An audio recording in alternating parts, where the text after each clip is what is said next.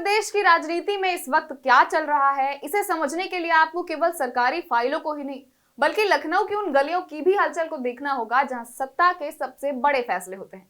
पिछले 48 घंटों में लखनऊ के निराला नगर स्थित संघ कार्यालय में जो कुछ भी हुआ है उसने यूपी से लेकर दिल्ली तक की सियासी सरगर्मी को चरम पर पहुंचा दिया है।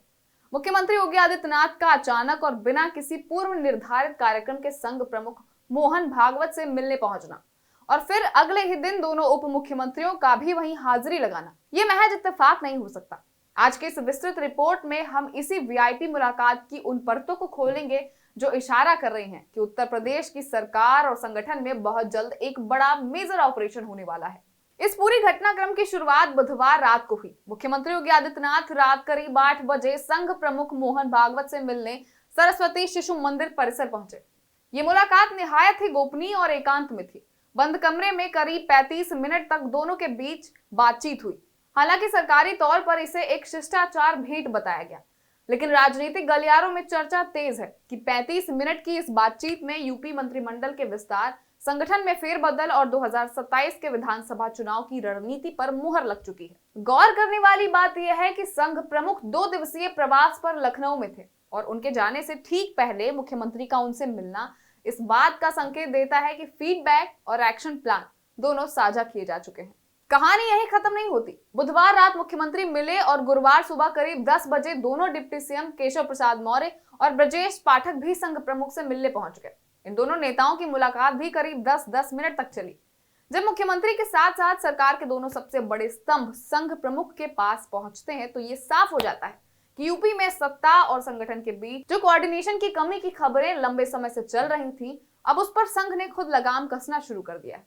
इसे आप संघ का माइक्रो मैनेजमेंट भी कह सकते हैं, जहां वो अब केवल मार्गदर्शक की भूमिका में नहीं बल्कि एक सक्रिय रणनीतिकार की भूमिका में नजर आ रहा है। और अब सवाल उठता है कि इस मुलाकात की असली वजह क्या है। इसके पीछे सबसे बड़ा कारण है मंत्रिमंडल विस्तार और फेरबदल। पिछले काफी समय से ये अटकलें लगाई जा रही हैं कि योगी सरकार के कुछ मंत्रियों की परफॉर्मेंस से संगठन खुश नहीं है। लोकसभा चुनाव के जो नतीजे उत्तर प्रदेश में आए उसने बीजेपी के शीर्ष नेतृत्व और संघ को सोचने पर मजबूर कर दिया।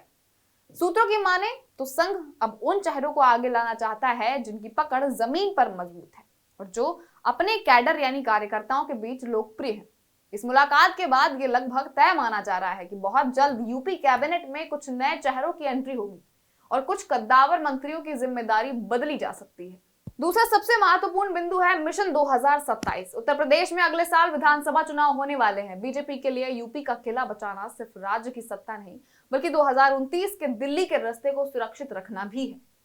संघ प्रमुख मोहन भागवत का हाल के दिनों में यूपी पर बढ़ता फोकस इसी तरफ इशारा करता है। चाहे वो गोरखपुर की मुलाकात हो, अयोध्या में 90 मिनट की मैराथन बैठक हो या फिर अब लखनऊ का ये प्रवास, संघ प्रमुख खुद हर जिले और क्षेत्र की जमीनी हकीकत को भांप रहे हैं।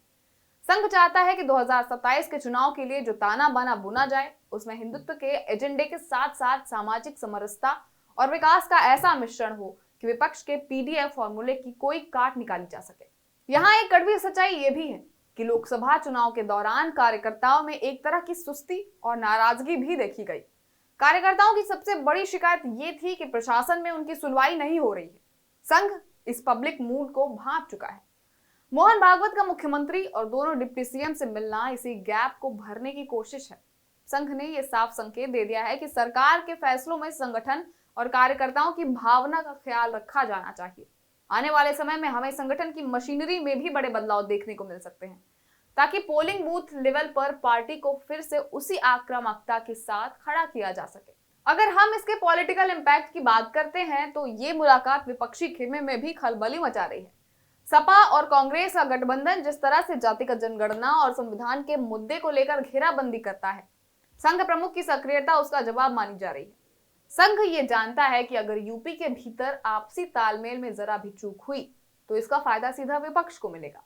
इसलिए इस मुलाकात के जरिए मुख्यमंत्री और दोनों डिप्टी सीएम को एक साथ एक मंच पर लाकर ऑल इज वेल का संदेश देने की कोशिश की गई। संघ यहाँ एक अंपायर की तरह काम कर रहा है जो ये सुनिश्चित करना चाहता है कि 2027 की पिच पर टीम में कोई अंदरूनी कलह ना रहे। ब्यूरोक्रेसी और गवर्नेंस के लेवल पर भी इस मुलाकात के बड़े मायने हैं। चर्चा है कि संघ प्रमुख ने प्रशासनिक अधिकारियों की कार्यशैली और जनता के प्रति उनके जवाबदेही को लेकर भी फीडबैक दिया है। सरकार की छवि केवल कड़क शासन की ना रहे, बल्कि वो जनहितैषी और सुलभ भी दिखे। ये संघ की प्राथमिकता है। आने वाले दिनों में हमें जिलों के प्रभारी मंत्रियों और संगठन के प्रभारियों की भूमिका में भी बड़ा बदलाव देखने को मिल सकता है। संघ का स्वयंसेवक अब जमीन पर सरकारी योजनाओं के प्रचार प्रसार में और भी ज्यादा सक्रिय नजर आएगा। अंत में अगर हम इस पूरी तस्वीर को जोड़कर देखें तो निराला नगर के उस बंद कमरे में हुई 35 मिनट की बातचीत यूपी की सत्ता के भविष्य का एक ड्राफ्ट है। ये मुलाकात बताती है कि योगी आदित्यनाथ और संघ प्रमुख के बीच का समन्वय अब और भी गहरा हो गया है। सरकार अब उन कड़े फैसलों की ओर बढ़ सकती है जो शायद कुछ लोगों को पसंद ना आए, लेकिन चुनाव की दृष्टि से जरूरी हो। पर सवाल अब भी वही है, क्या सिर्फ चेहरों के बदलने और बैठकों के दौर से जनता का मूड बदला जा सकता है? क्या संघ का यह सीधा हस्तक्षेप कार्यकर्ताओं के भीतर वो पुराना जोश भर पाएगा जो 2017 और 2022 में दिखा था? और सबसे बड़ी चुनौती, क्या विपक्ष की उस नई सोशल इंजीनियरिंग का जवाब बीजेपी और संघ मिलकर खोज पाएंगे? उत्तर प्रदेश की राजनीति इस वक्त एक निर्णायक मोड़ पर है, जहां हर एक मुलाकात और हर एक फैसला 2027 के चुनावी समर की दिशा तय करेगा। आपकी इस पूरी हलचल पर क्या राय है?